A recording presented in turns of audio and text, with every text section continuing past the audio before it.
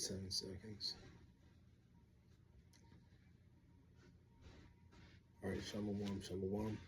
First and foremost, I want to give all honor, glory, and praises due to Yahweh, Ba'ashem, Yahweh Shai, Ba'ashem, Kakudash. Also want to give double honors to the elders and apostles and the bishops at Connecticut who's teaching this truth and sincerity, and also who rule well. Peace and salutation to the hopeful elect that scattered four corners of the earth and scattered abroad, which are you so-called Negroes, Latino, Hispanics, Native American Indians, you know, the true Israelites that's coming out the elect nation of Israel that the Lord is dealing with in no other nation. Okay, so this is actually an inspirational video because I love getting down when it comes to who you should listen to, who are your teachers when it comes to this ministry, all right, and this gospel, the true gospel that's being preached, all right. And brother, you know, Ariah, he said, yo, let's put this in a basketball example. When you look at how things are going in the world, Great Millstone has made the most points, and that's true. When you get into certain things, what a prophet say, it shall come to pass. Okay.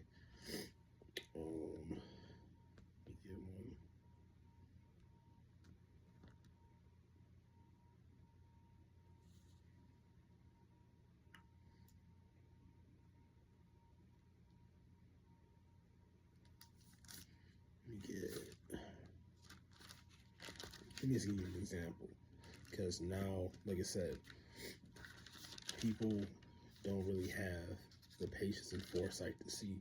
They want things to be right then and there. Okay, so let me grab this one. This is the book of Jeremiah, and every brother should know this one. Jeremiah 30:7.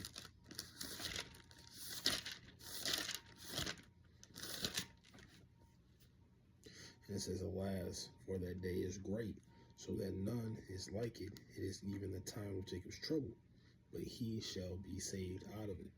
Now we're living in the last times where we're actually seeing this coming into fruition.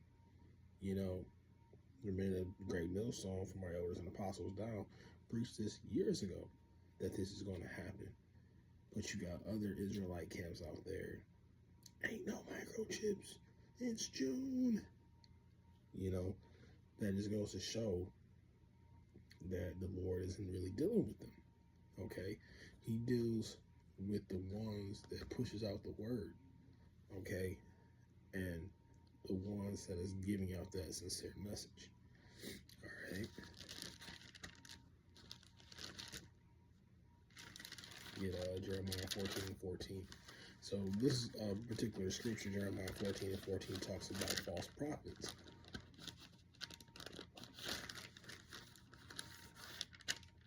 All right, and it reads, then the Lord said unto me, the prophets prophesy lies in my name. I sent them not, neither have I commanded them, neither did spake unto them. They prophesy unto you a false vision and divination, and a thing not, and the deceit of their heart. So, you know, ain't no MOTB, or there's not, or Jacob is not going to, you know, is going to be excluded in the time of Jacob's trouble. Basically, what we're getting to when the head of IUIC was talking about, you know, are we going to come into another time that eclipsed slavery? Even though he got put on blast, that just goes to show that he fits the resume of a false prophet. Okay? Saying things that he should not be doing. You know? Titus. You know, I believe it starts at the 9th verse. Let's just grab it. And it just hop right there. It's actually, the point is in 10. And it says, For they are many truly unruly talkers and deceivers, especially of them of the circumcision, whose mouths must be stopped, who subvert whole houses, teaching things which they ought not, for filthy lucre's sake. Okay, so let's break that down. They are many unruly and vain talkers. Vain, just emptiness that's coming out their mouths. And deceivers, especially they of the circumcision, basically knowing that they're Israelites. It says 11, whose mouths must be stopped, whose avert whole houses, teaching things which they ought not, for filthy lucre's sake.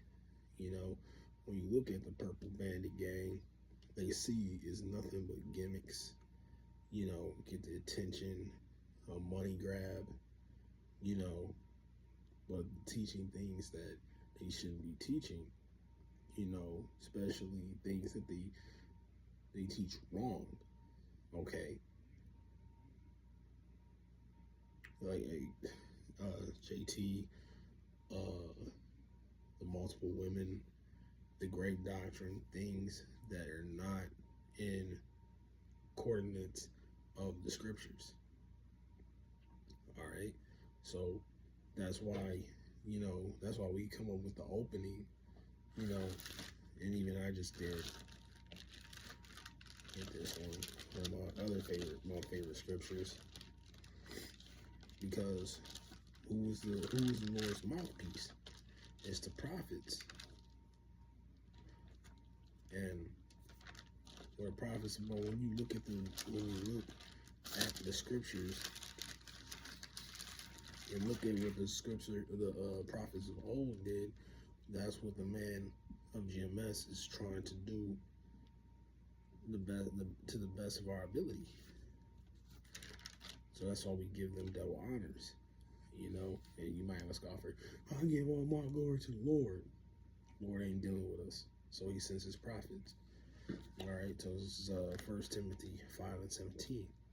And it says, let the elders that rule well be counted worthy of double honor, especially they who labor in the word and doctrine. And I looked at my elders and apostles, man. I be looking at elder apostles hard. Just quick with it, just being confident, doing the work, be on the highways and byways, in season and out of season. I was watching the video years back, and just being meek, being the man, not pussyfooting around. It was cold, he had his coat on. Because the thing is, one thing they always teach us, get comfortable with being uncomfortable. Present your body as a living sacrifice. All right. When you out in the highways and byways teaching, from Detroit, we get all the seasons. But when we in the summer, we're comfortable. We don't gotta really do much. You get a bottle of water. But when it get to them freeze and negative temperatures, we fighting it. We fighting it. But Elder Apostle, when I was watching and examining the elder, he was like, I like the cold. It gives me a challenge. And that's just confirmation that you're really out there putting your body on the line to do the will of Yahweh Shem Yahushai. Okay? That's why we give them double honors. These are from the writings of Paul that Timothy was giving them. Grab this one. Because, the Men of GMS, just the way you conduct. But now you see these prophecies coming out to play, man.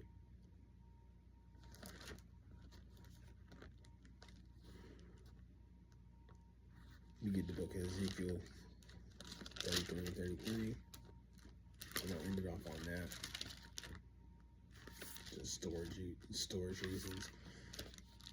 All right. This is Ezekiel 33 and 33. And it says, and when it come to pass, lo, it will come, then shall they know that a prophet hath been amongst them. Right.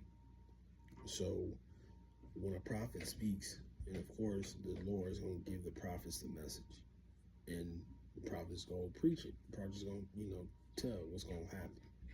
And once that happens, that just lets you know confirmation. Oh, this man, the Lord is dealing with this individual. This is a true prophet, a true man of the Lord.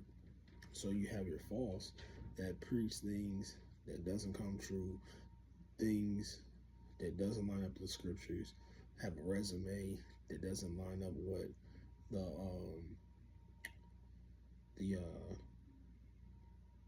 what's the word I want to say? Has the guidelines, I guess, of what a prophet is supposed to follow. But a true prophet, things are going to happen. To prophesy, it's not going to happen right then and there. This is talking about future events. And then, like I said, when you go to like past videos, probably decades ago, these prophets was letting you know of these things to come. And now that they're coming, that lets you know, okay, that's the attribute of a true, sincere prophet. Okay, so like I said, like the brother said, GMS from the elders, apostles on down, they got the most points, and I'm saying that sincerely. Like, just if I was just to step back and just examine these other camps, I'm like, yo, GMS is GMS. I need to get over there. Okay, but sticking to this wisdom, knowledge, and understanding. Now we're in the know. Not being ignorant of small or great things, small or big things. Now we're in the know. Okay, to what to expect. But Lord willing, this video is edifying. And again, we'll give all honor, glory, and praises due to Yahweh, Ba'ashem, Yahweh Shai, Ba'ashem Rakakwadash. Again, double honors to the elders and apostles that great men also teaching the truth and sincerity, and also who were well. Peace and salutation to all of our elect. I'm going to close out, say shalom. On to the next lesson.